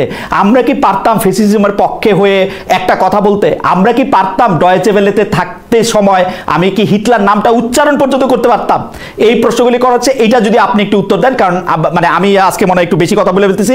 আরেকটা জিনিস হচ্ছে যে, আরেকটা একটু বলি, আমরা একটা পোল করছিলাম, সাংবাদিকতার দায়িত্ব নৈতিকতা বিষয়ে আইন হওয়া প্রয়োজন, বলছেন তথ্য উপদেষ্টা জনাব মোহাম্মদ মাহফুজ আলম। প্রিয় দর্শক, এমন মন্তব্য সঠিক বলে মনে করেন কিনা? শতকরা 86% মনে করেন এটা সঠিক, শতকরা 14% মনে করেন এটা সঠিক না। 23,000 দর্শক আমাদের ভোট দিয়েছেন।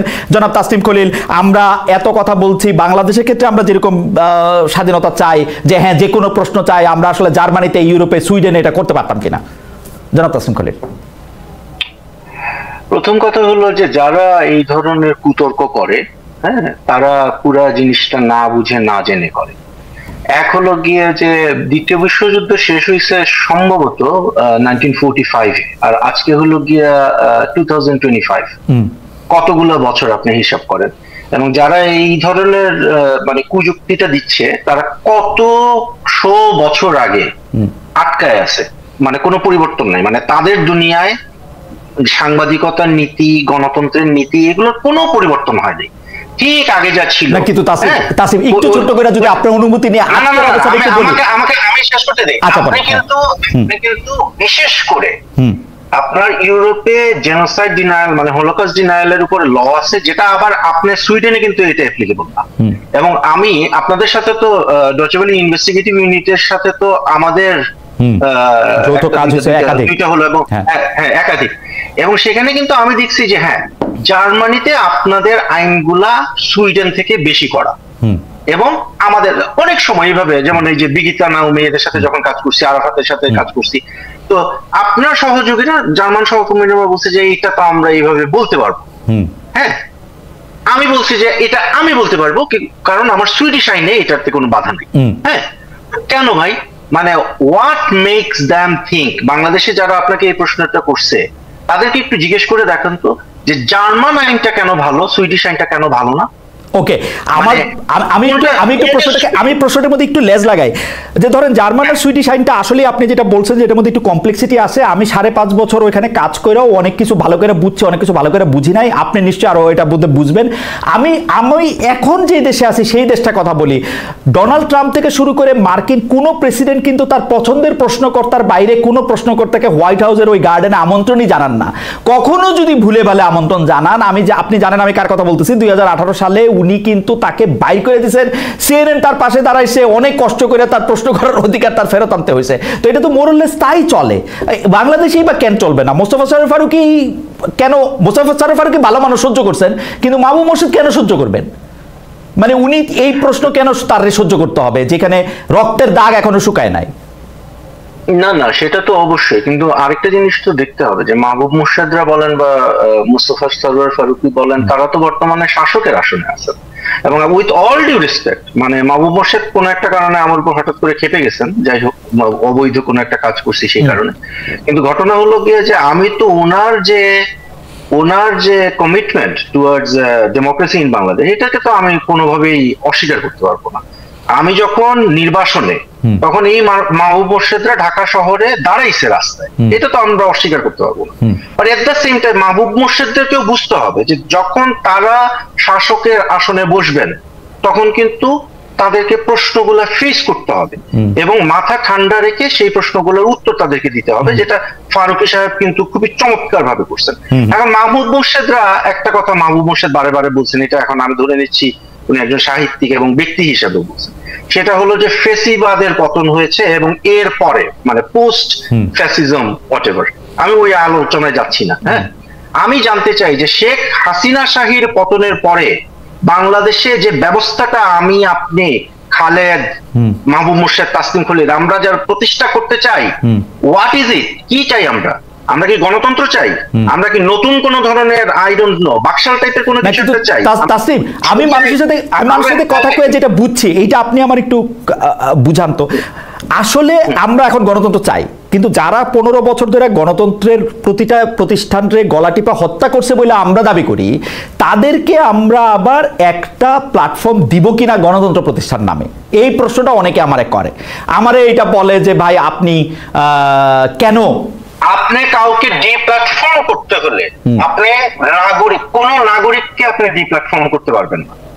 আপনি ডিপ্ল্যাটফর্ম করতে পারবেন, আপনি রেস্ট্রিক্ট করতে পারবেন ক্রিমিনালকে, তাকে আপনি জেল দিতে পারবেন, তাকে আপনি নিষিদ্ধ করতে পারবেন, তারে আপনি বাংলাদেশের আইনের জন্য সম্ভবত আপনি ফাঁসিও দিতে পারবেন, কিন্তু কোন নাগরিককে তার সিভিল রাইটস আপনি হরণ করতে পারবেন না।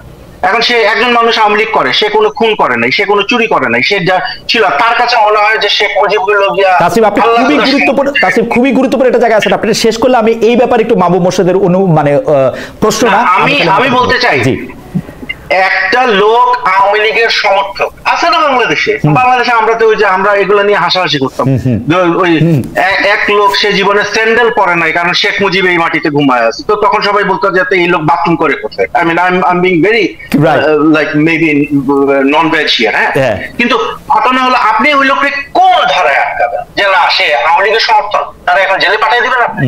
এই বাংলাদেশ আপনি চাইছি, এই বাংলাদেশ তো আপনি চাইনি কেন? এর আগে আমরা দেখি নাই মানে জামাত শিবিরের কথা বলে একটার পর একটা এক্সট্রাজুডিশিয়াল এক্সিকিউশন করা হয়েছে, জামাত শিবিরের নেতাদের ছেলেদেরকে আপনার বছরের পর, মীর আহমেদ বিন কাসেমের ছেলে 8 বছর সে র্যাবের TFI 1 এ ছিল, কিসের নামে? যে ওরা একটা ক্রিমিনাল। আমার কথা হলো আপনি যদি কাউকে ক্রিমিনালাইজ করতে হয় আপনি আইনের মাধ্যমে করবেন। আপনার একটা কথায় আমার আপত্তি আছে, আপনি বলছেন যে ওইটাকে প্রশ্ন করারে অবৈধ করে দেন, আমি আইন বানায় অবৈধ করে দেন, আমি সেই আইনের বিরুদ্ধে দাঁড়াবো, ঠিক আছে? কারণ আমার গণতান্ত্রিক পদ্ধতি হলো আপনি গণতান্ত্রিক আইনের মাধ্যমে আপনি মানুষকে কাটিং করতে পারেন। এখানে বাংলাদেশে আমরা তাইলে চাচ্ছিটা কি? আমরা আরেকটা শেখ হাসিনারে বসাবো এখানে, আরেকটা শেখ হাসিনা বানাবো? তাসনিম, আমরা একটু খুব দ্রুত প্রশ্নগুলির মধ্যে আসি। যারা মাহমুদ মোর্শেদ, আপনি যদি এটা অ্যাড্রেস করেন যে আমরা আসলে কারো সিভিল রাইট হরণ করতে পারি কিনা, যে প্রশ্নটি তাসনিম তুললেন এখন। না, আমরা অবশ্যই কারো সিভিল রাইট হরণ করতে পারি না। যারা সাংবাদিকতা করছে তাদের রাইট হরণ করতে পারি না। যারা কোনো একটা মতাদর্শ ধারণ করার জন্য তার রাইট হরণ করতে পারি না।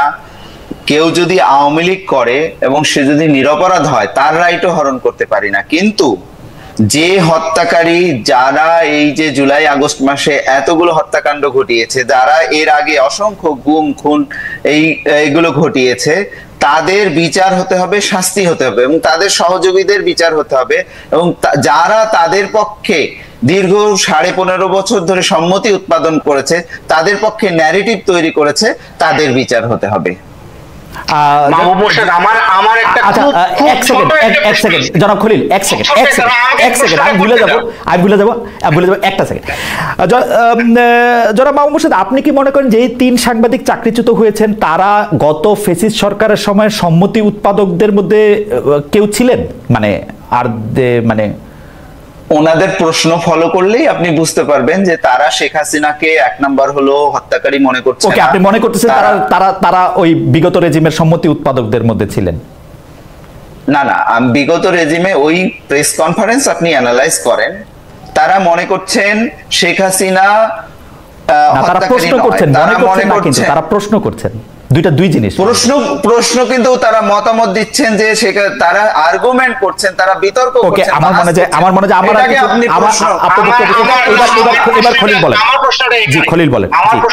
জি বলেন। মাহবুব মোর্শেদ, আমি যতদূর জানি আপনি গণতন্ত্রে বিশ্বাসী একজন মানুষ, আইনের শাসনে বিশ্বাসী একজন। যখন শেখ হাসিনাকে কোনো কালে যদি শেখ হাসিনাকে বাংলাদেশের কোন একটা আদালতে হাজির করা হয় এবং সেখানে তাকে ডিফেন্ড করে, তার তো এজ এ একিউজড, তার তো ডিফেন্স পাওয়ার অধিকার আছে। আমি মনে করি যে আপনারা এখনো এটা অস্বীকার করবেন না। তখন যদি তার উকিলরা বলে যে উনি একটাও খুন করে নাই, বাংলাদেশে 1400টা লোক মারা যায় নাই, তাইলে কি আপনারা ওই আইনজীবীর অধিকারটা হরণ করবেন? জনাব মাহমুদ মোর্শেদ, দেখেন উকিলের পেশা একটা, সাংবাদিকতার পেশা একটা। সাংবাদিকরা যখন উকিলের ভূমিকায়, শেখ হাসিনার উকিলের ভূমিকায় অবতীর্ণ হয়, সেটাকে আমি সাপোর্ট করব না, কিন্তু উকিল যখন উকিলের ভূমিকায় অবতীর্ণ হবে সেটাকে সাপোর্ট করব। ওকে, উনার বক্তব্য পরিষ্কার, আমি এটা নিয়ে আর কথা বলতে চাই না। সাংবাদিকরা উকিলের ভূমিকায়, ওকে ফাইন। আমার মনে হয় যে আমি একটু মুভ অন করি, কারণ এটা আসলে কোথাও যাইতেছে না। আমাদের দর্শকরা মনে করতেছে যে কোনো কারণে মানে আমি অনেক বেশি শেখ হাসিনার প্রতি আমার মানে কোনো আমি জানি না। হাওয়েভার আমরা একটা প্রশ্ন করতে চাই যেন তাসনিম খলিল আপনাকে। 5 আগস্ট থেকে আমরা একটা স্পেশাল জায়গা দেখতেছি ক্যান্টনমেন্ট নিয়ে, কারণ হচ্ছে সেনাবাহিনীকে নিয়ে ধরেন আমার আর আপনারও আসলে সেনাবাহিনী নিয়ে প্রফেশনাল আলাপ হয়েছে, কোন সেনাপ্রধান আসলে কি করতেছে, কি এটা করতেছে। আপনি কি কোনো চেঞ্জ দেখতে পান এই সরকারের সময় সেনাবাহিনী রিপোর্টিং এর ক্ষেত্রে? যেমন আমি 2-3টা জিনিস দেখি, যেমন মনে করেন আমি দেখি এই সরকারের আমলে নিযুক্ত একজন সাংবাদিক কাজ করতেছে কিনা, বা একটা পুলিশ ওসি ইন্সপেক্টর কোথাও কাজ করছে কিনা সেইটা নিয়ে খুঁজে বাইর করে একটা প্রশ্ন তোলা হয়, কিন্তু স্বয়ং সেনাপ্রধানই শেখ হাসিনার নিযুক্ত একজন, তো ওইটা নিয়ে খুব বেশি প্রশ্ন তোলা হয় না। অনেকগুলি ক্ষেত্রে আপনার লেখা রিপোর্টে বা কিছুটা জুলকারনাইন সায়েরের ইয়াতে আমি দেখেছি যে অনেক গুরুত্বপূর্ণ পদে সেনাবাহিনীর সদস্যরা বসেছিলেন আরেকটা লম্বা সময় পর্যন্ত, সেগুলি নিয়েও আসলে বড় কোনো কথা হইতে দেখি না। আমরা একটা বড় আফসোসের জায়গা ছিল যে আর্মিকে আমরা অনেক বেশি জবাবদিহি করতে পারি না, যদিও চাই, যখন আর্মি আবার রাজনীতিতে করতে চায়। এইটা কি একটু ইমপ্রুভ হয়েছে? আপনি কিভাবে দেখেন ব্যাপারটা আসলে? এটা তো একদিনে ইমপ্রুভ হবে না, এটা আস্তে আস্তে ইমপ্রুভ হবে। আমার কাছে মনে হয় যে এখন যে ঘটনাগুলো ঘটতেছে সেগুলো কিন্তু আমরা মানে হঠাৎ করে পরিবর্তন করে ফেলবো, এটা মনে হয় যে খুব একটা স্মার্ট হবে না চিন্তা করাটা। আবার এই যে ফ্রাস্ট্রেশনটা মানুষের মধ্যে, যে পরিবর্তনটা হলো কই, এটাও কিন্তু খুবই হেলদি।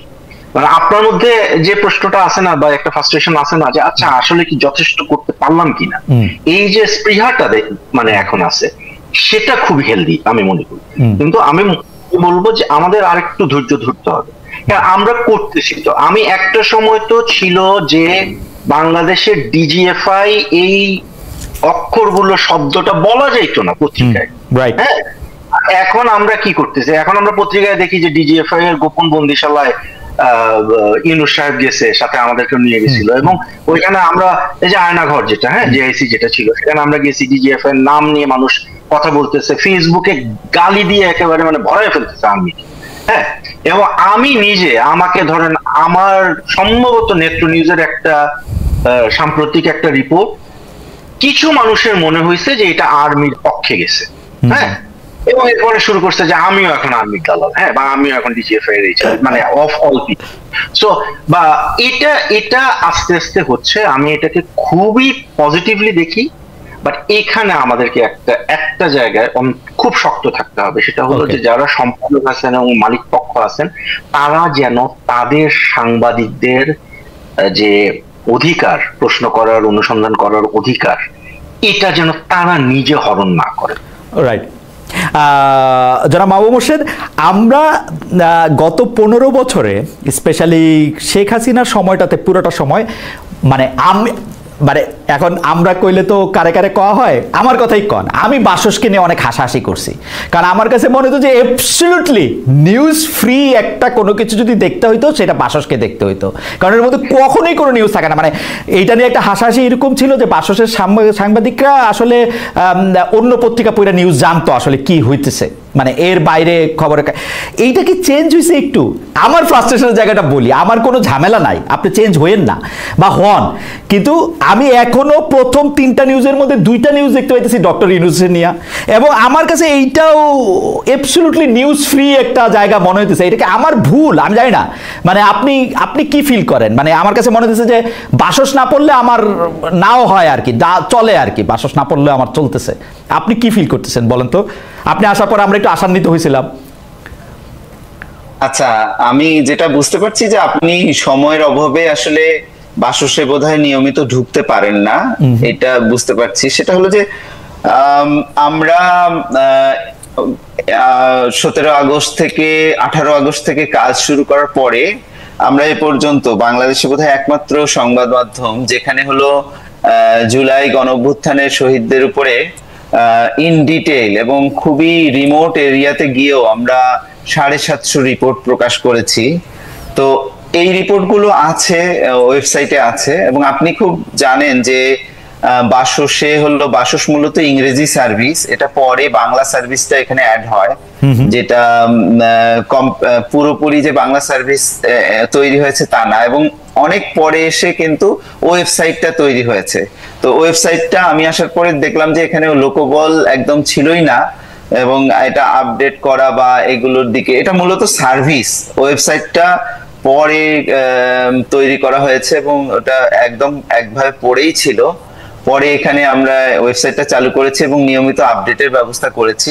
আরেকটা ব্যাপার হলো যে এখানে এভারেজে নিউজ যে যেত, আমরা বিরোধী দল বা ধরেন অন্যান্য বিরোধী দল না, অন্যান্য রাজনৈতিক দল, সরকারের পাশাপাশি সব রাজনৈতিক দলের নিউজ এখন প্রকাশ করছি এবং সরকারের সমালোচনাগুলো প্রকাশ করছি। এবং একই সঙ্গে সরকারের সমালোচনা তাইলে মনে আমি আসলেই দেখি না বাসস অনেকদিন, কোথায় বলেন তো? আচ্ছা, আমি আপনাকে লিংক পাঠিয়ে দিব, তাহলে হয়তো না, যেমন ইন্টারেস্টিং মাও ভাই, ইন্টারেস্টিং কিরকম, যেমন ধরেন আমি এখন ওয়েবসাইটটা খুলা, আপনি আসার আগে ওয়েবসাইটটা খুলে রাখছিলাম, এখন দেখতেছি এক নজরে 4টা নিউজের মধ্যে 3টা প্রধান উপদেষ্টার। এগুলি কি ডক্টর ইউনূস বলে দেন আপনাদের যে 3টা রাখবা? কারণ এই 3টার মধ্যে আমি সম্পাদক হলে একটাও রাখতাম না, কারণ আপনি যে এটা ইচ্ছা করে রাখছেন এটা আমার মনে হয় না। আজকে আপনি হলো যখন ইয়েতে যাবেন, আপনি দেখবেন যে আজকে বিএনপির একটি বড় সমাবেশ হয়েছে নয়াপল্টনে, এবং সেখানে কিন্তু সরকারের যথেষ্ট সমালোচনা হয়েছে, সেই সবগুলো নিউজ কিন্তু বাসসের ওয়েবসাইটে আছে। এবং আপনি জানেন যে আমরা মূলত যেটা হয় যে আমরা যেহেতু অফিসিয়াল ভাষ্যটা তৈরি করার একটা ট্র্যাডিশন এখানে আছে, ফলে আমরা যেটা বেসিক্যালি এটা ইংরেজি নিউজ পেপার গুলোতেই নিউজ সার্ভিস গুলো দেওয়া হয়ে থাকে। এবং আমাদের প্রোডাকশন যে আগে যেখানে হলো বাসস এভারেজ ধরেন সারাদিনেই হয়তো 70-80টা নিউজ প্রডিউস করতো, সেখানে আমরা কিন্তু অন্যান্যদের সাথে প্রতিযোগিতা করে এটাকে 200-250 নিউজে নিয়ে গেছি। এবং এখানে ধরেন বিএনপি, জামাত, এনসিপি থেকে শুরু করে, যেটা বাসসের ইতিহাসে কখনোই ছিল না, এই নিউজগুলো আমরা প্রকাশ করি। এখন আমি তো ধরেন আজকের উদাহরণটা দিলাম যে নয়াপল্টনের সমাবেশের নিউজ আপনি এখানে কিন্তু খুব ইজিলি খুঁজে পাবেন। আর আপনি যেমন ওয়েবসাইট দেখতে পাচ্ছেন, আমি এখন এই মুহূর্তে ওয়েবসাইট দেখতে পাচ্ছি না, কারণ আমি ল্যাপটপ খুলি নাই। তো ফলে আমি আপনাকে লিঙ্কগুলো পাঠিয়ে দেব যে বাসস কি ধরনের নিউজ করেছে। আর একটা জিনিস, যেটা শহীদদের নিউজ আসলে কোনো সংবাদ মাধ্যম করেনি, যেটা আমরা আগের আলোচনার সাথে রিলেটেড, যে এতগুলো মানুষ শহীদ হলো, জাতিসংঘ বলছে 1400, নানান ধরনের লোকালি অনেক গবেষণা হয়েছে, কিন্তু আমরা কিন্তু কোনো বাংলাদেশের কোনো সংবাদ মাধ্যমকে দেখিনি যে তারা ধারাবাহিকভাবে যাত্রাবাড়িতে কারা আসলে শহীদ হয়েছেন, কারা ফাইটটা করেছেন, এগুলো করে নাই। আমরা কিন্তু এটা করেছি। ওকে, আমি একটা প্রশ্ন, আমি একদম শেষ পর্যায়ে চলে আসছি, সুতরাং একটা প্রসঙ্গ আমি তাসনিমকে দিয়ে শুরু করতে চাই, এটা জনাব মাহবুব মোর্শেদের একটু মতামত শুনবো। সেটা হচ্ছে যে আমরা দেখতে পাচ্ছিলাম যে বিডিআর নিয়ে যে কমিশন হয়েছে, বিডিআর হত্যাকাণ্ড নিয়ে যে কমিশন হয়েছে, তার মেজর জেনারেল অবসরপ্রাপ্ত ALM ফজলুর রহমান একটা ফেসবুক পোস্ট দিছেন, যে এই পোস্টটা অনেকটা এরকম যে 7 সিস্টার দখল করে নেওয়া সংক্রান্ত, ভারত পাকিস্তানের আক্রমণ করা সংক্রান্ত, যেইটা আবার প্রধান উপদেষ্টা প্রেস সচিবকে বলতে হয়েছে যে এইটা তার নিজস্ব মতামত, এই মতামত যাতে গভর্নমেন্টের মতামতের সঙ্গে মিলিয়ে না নেওয়া হয়। এই ব্যাপারে একটু আপনার মতামত শুনবো। মানে ব্যাপারটা কেমন আসলে? একজন গুরুত্বপূর্ণ পদে থাকা একজনের কি ব্যক্তিগত মতামত দেওয়ার অধিকার নাই, মানে তার সোশ্যাল হ্যান্ডেল ব্যবহার করে, এবং সেইটা দিলে গভর্নমেন্টের উপর কি আসলে একটা চাপ সৃষ্টি হওয়ারও একটা সুযোগ আছে কিনা, এটা কি দেখেন? যারা মাহবুব মোর্শেদ, আপনিও নিশ্চয়ই অ্যাওয়ার অফ আছেন, আপনাকে দিয়ে আমরা একটু শেষ করবো প্রসঙ্গটা। আমরা একটু তাসনিমকে একটু শুনি। তাসনিম নিশ্চয়ই একটু খেয়াল করেছেন যে major general ALM Fazlur Rahman এবং পরে জনাব শফিকুল আলমের বক্তব্য। না, এটা তো খুবই ভালো, আমি খুবই পজিটিভ ডেভেলপমেন্ট হিসেবে এটা দেখি। কেন দেখি? কারণ আমি দেখতেছি যে এইটা একটা সরকার যে অনেক রেসপন্সিভ। হ্যাঁ, এখন আমার একটা সমস্যা হয়েছে, আমি কিন্তু যে বর্তমানে যে প্রেসিং যেটা আছে, আমার ওরা খুব পছন্দের, এবং আমি I have a confession to make. আমার নিজের নিউজ রুমে লোকজন আমাকে এটা নিয়ে রীতিমতো আমার স্টাফরা বুলি করে যে হ্যাঁ, তাসনিম ভাই তো শফিক ভাইয়ের ফ্যান। হ্যাঁ, সো কিন্তু আমি খুব অবজেক্টিভলিও যদি বলি, আমি মনে করি it's a very professional news room. ছোটখাটো ভুল সবারই থাকে, তো কি বলে প্রেস উইং। সো আমার ওদের রেসপন্সিভনেসটা খুবই ভালো লাগে। মানে এইখানে বিডিআর বিদ্রোহ নিয়ে যে কমিশনটা হয়েছে সেটার যে প্রধান, উনি কিন্তু সরকারকে রিপ্রেজেন্ট করে না। মানে আইন টাইন দেখলে আপনি দেখতে পারবেন যে এটা একটা ইন্ডিপেন্ডেন্ট জুডিশিয়াল বডির মতো করা হয়েছে, যে আইনের আন্ডারে। কিন্তু এইখানে কিন্তু একটা গুরুতর মিস ইন্টারপ্রিটেশনের সুযোগ রয়ে যায়। কারণ ওই জেনারেল সাহেব যেটা বলতেছে সেটা কিন্তু জাতিসংঘ সনদের, আমরা যেহেতু ইউনাইটেড নেশনস এর মেম্বার স্টেট, মানে গুরুতর লঙ্ঘন এটা। হ্যাঁ, পিসফুল সেটেলমেন্ট অফ ডিসপিউটস এটাকে ধরা হয় ইন্টারন্যাশনাল ল এর মানে বেসিক 1-2টা থাম্ব রুলের একটা। উনি কিন্তু ওইটার বিরুদ্ধে গিয়ে কথা বলতেছে এবং বাংলাদেশ সরকারকে, বাংলাদেশ স্টেটকে এখানে ইমপ্লিকেট করতেছে। এটা বিভিন্ন ভাবে মিস ইন্টারপ্রিটেড হতে পারে এবং বাংলাদেশের বিরুদ্ধে ব্যবহার করা হতে পারে। হ্যাঁ, আমি কোনো নীতি কথায় যাচ্ছি না এখানে, আমি বলতেছি যে এই স্টেটমেন্টটার প্রোপাগান্ডা ভ্যালুটা কোন দিকে, এটা বাংলাদেশের সরকারের অ্যাডভার্সারিরা কিভাবে ব্যবহার করতে পারে। তো সেই ক্ষেত্রে শফিকুল আলম যখন মানে খুব কুইকলি এটাকে ডিজাউন করে স্টেটমেন্টটা দিছে, আমি মনে করি যে এই রেসপন্সিভনেসটা আমাদেরকে মানে অ্যাপ্রিশিয়েট করতে হবে। Thank you. আমরা একটু জনাব মাহবুব মোর্শেদ আপনার মতামত এই প্রসঙ্গে শুনবো, যে বিডিআর কমিশনের প্রধান একটা বক্তব্য দিয়েছেন, তারপর আবার এটা জনাব শফিকুল আলমকে, এইটা বাসসের পক্ষ থেকে আপনারা এটা কাভার করেছেন কিনা এই ব্যাপারটা নিয়ে, যেহেতু আপনি কি বলে জানি অ্যাক্সেস করতে পারেন সে ব্যাপারে আসলে আমরা সরাসরিভাবে এই ফেসবুকে স্ট্যাটাসটা ছাড়া জনাব শফিকুল আলম বা জনাব ফজলুর রহমানের সাথে কথা বলেছেন এরকম কাউকে দেখি নাই। আপনি এটা আর দেখেছেন কিনা বা কাউকে অ্যাসাইন করেছেন কিনা, যে এটা একটু জানার জন্য যে কেন জনাব ফজলুর রহমান এরকম বললেন, শফিকুল আলম কেউ আবার এত দ্রুত এটাকে কেন আবার?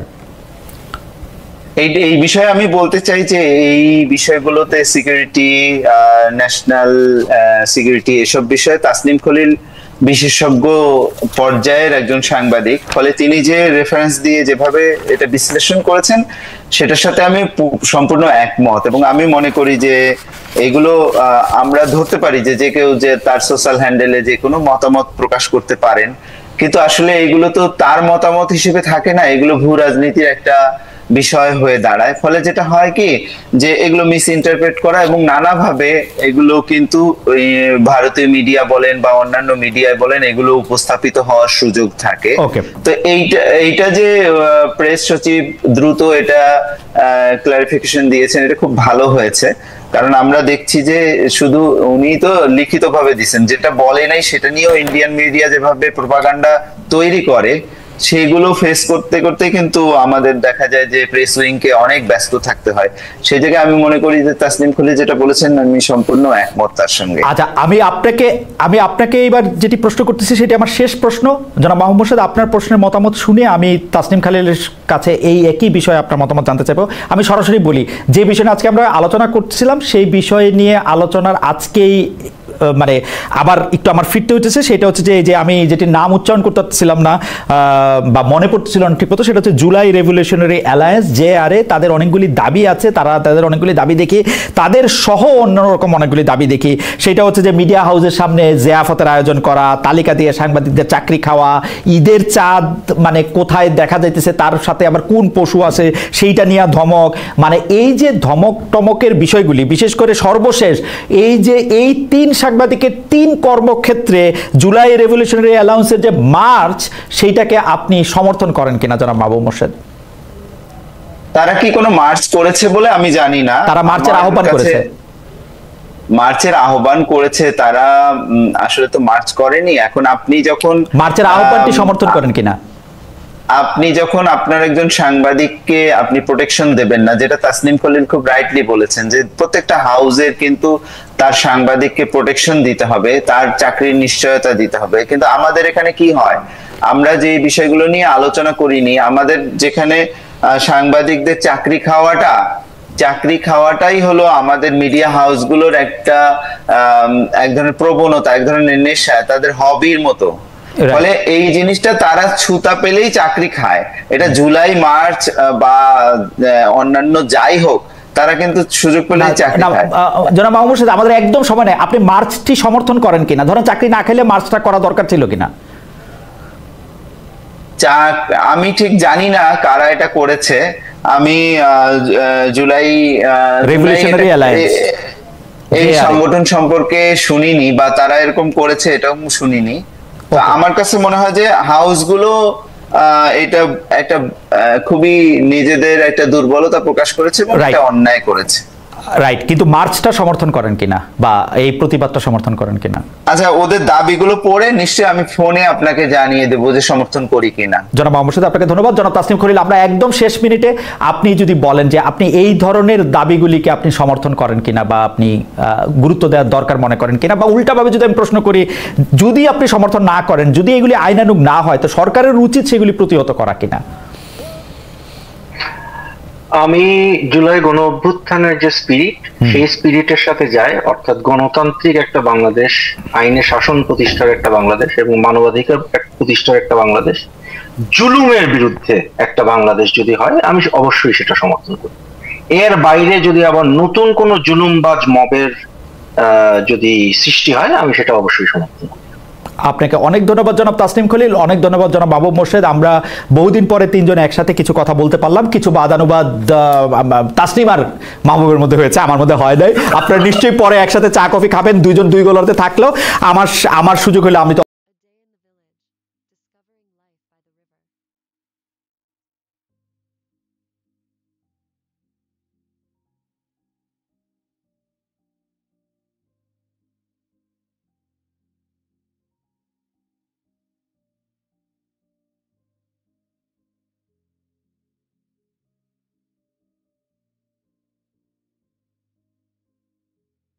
There are many bridges over rivers, and each one is surrounded by lush green fields. People use these bridges for various purposes, like biking or taking boats. The scenery is breathtaking, with vegetables and animals in sight.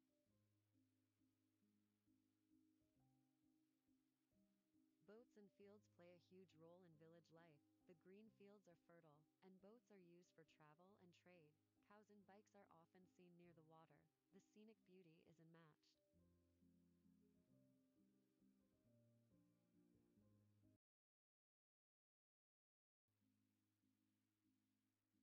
The landscape is dotted with bridges, rivers, and trees. It's a serene view, with trains and boats moving through the fields. The water flows gently